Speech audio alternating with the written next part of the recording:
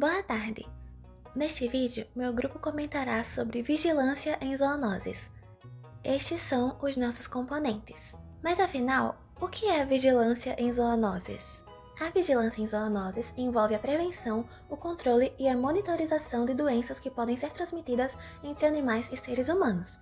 O objetivo é reduzir os riscos à saúde pública por meio de ações que detectem e respondam a surtos ou epidemias originadas de interações entre humanos e animais.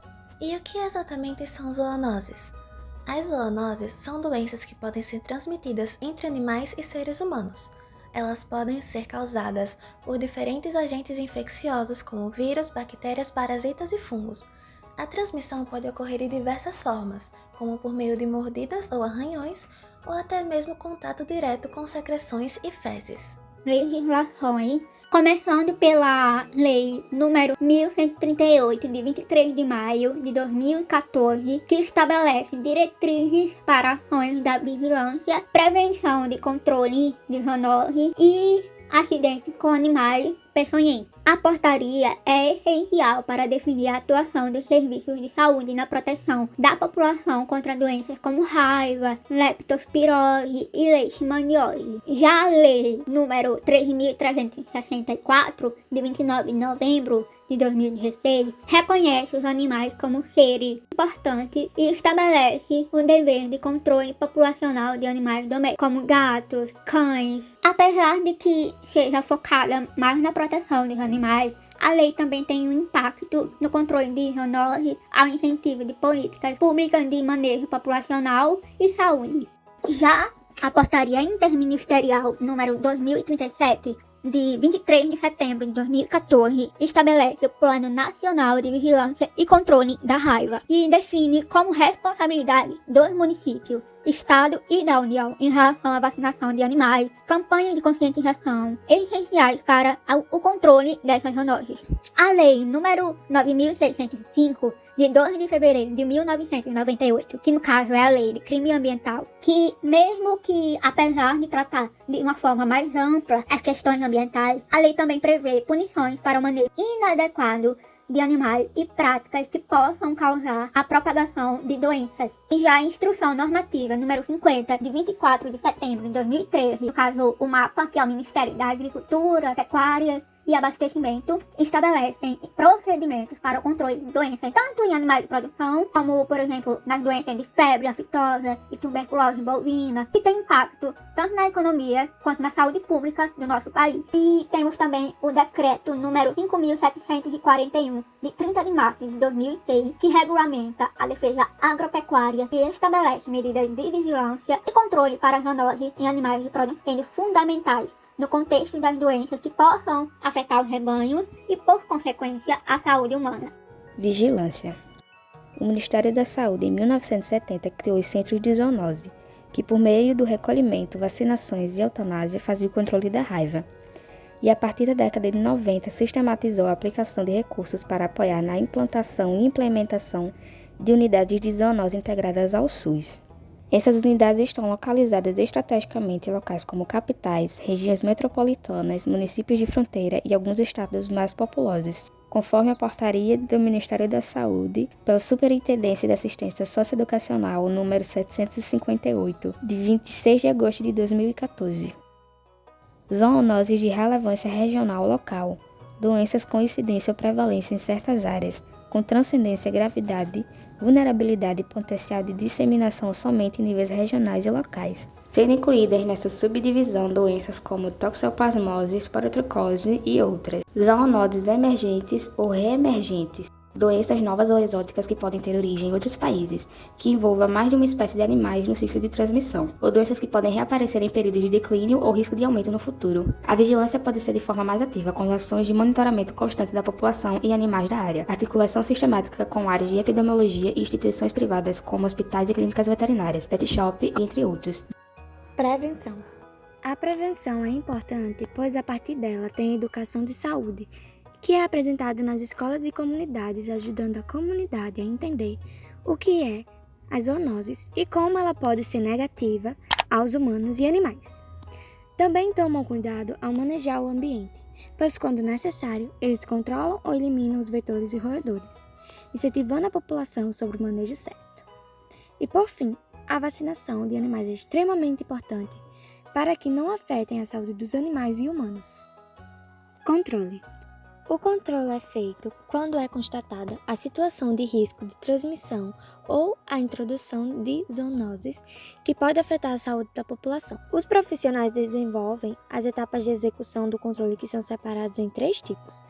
Controle do risco iminente de transmissão de zoonose, quando constatada a situação que pode ser transmitida de uma população animal alvo para o humano, eles fazem as medidas de controle mantendo a manutenção das medidas de vigilância e intensificação as medidas de prevenção, para evitar que piore a situação. Esse controle inclui desenvolvimento de ações, atividades e estratégias que visam ao alcance da redução ou da eliminação do risco iminente de transmissão da zoonose para a população humana. O segundo é o controle da zoonose incidente, quando é instalado o ciclo de transmissão de determinada zoonose em alguma população animal. Eles fazem medidas de controle para a redução ou a eliminação do número de casos humanos da doença, intervindo de forma efetiva na interrupção do ciclo de transmissão. E por último, tem o controle de zoonose prevalente. Aqui são os casos de zoonoses que prevalecem na área alvo. Devem ser mantidas as medidas de vigilância ativa e passiva, também a de prevenção, procedendo às medidas de controle para a redução ou eliminação do número de casos humanos da doença, intervindo na interrupção do ciclo de transmissão. Se a zoonose voltar com frequência, os profissionais precisam rever as medidas adotadas para tentar alcançar sua eliminação. Pontos negativos. Impactos econômicos. As doenças zoonóticas podem ter um impacto econômico significativo. Por exemplo, o tratamento de doenças zoonóticas pode resultar em altos custos médicos, tanto para os indivíduos quanto para o sistema de saúde pública. Isso inclui despesas com diagnóstico, tratamento e hospitalização. Em um estudo publicado pela revista Galileu, evitar pandemias custa 20 vezes menos do que gastos com mortes por zoonoses. O custo anual de prevenção a pandemias zoonóticas corresponde a só 5% do que é gasto com mortes por novas doenças que saltam de animais para humanos,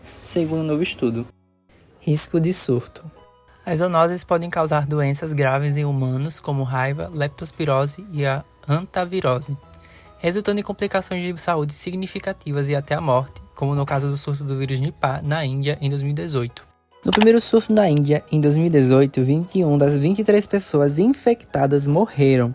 Nos 2 outros casos que assolaram o país em 2019 e 2021, 2 pessoas foram a óbito. Em caso mais recente, onde a adolescente veio a óbito, ao todo, 214 pessoas tiveram contato com o garoto, mostrando a complexidade para monitorar e conter novos surtos da doença. Pontos positivos.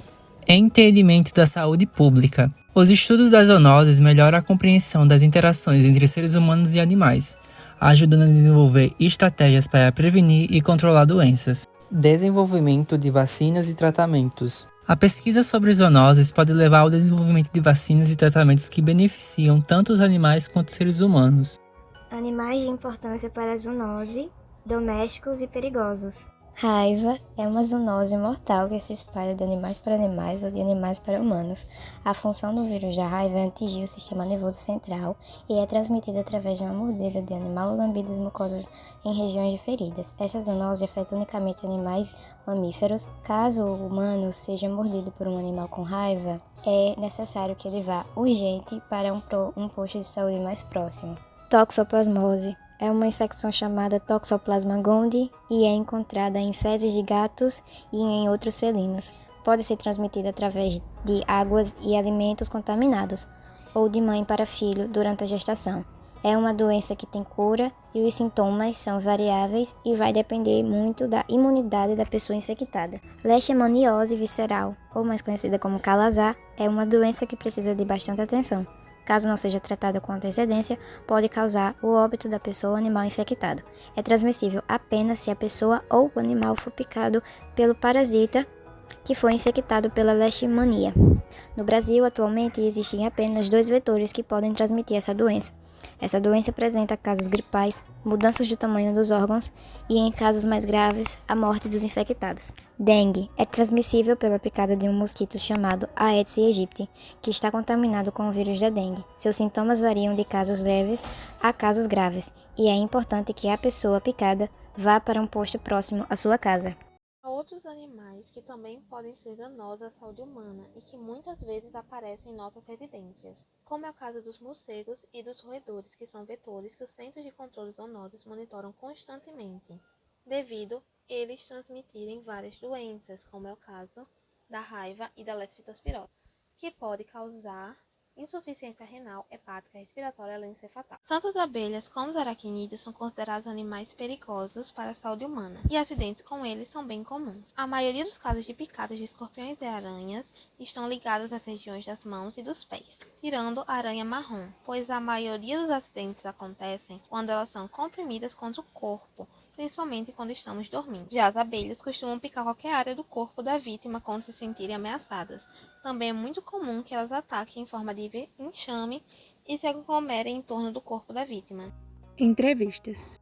Relacionando ao que vimos anteriormente, entrevistamos um profissional e o público geral sobre o tema. Algumas respostas interessantes em relação ao monitoramento, prevenções e ações diretas de profissional foram as seguintes. A primeira pergunta: quais são os casos de zoonose mais comuns em Natal? O profissional respondeu que são o calazar, que tem casos muito frequentes, sinomose e parvovirose. A segunda pergunta foi: quais são os locais que têm mais casos? O profissional respondeu: zonas rurais, áreas com muito mato e vegetação rasteira. E a terceira pergunta: você tem algum cuidado para a vacinação de animais de rua? E ele respondeu: somente se o animal estiver sob os cuidados de um responsável.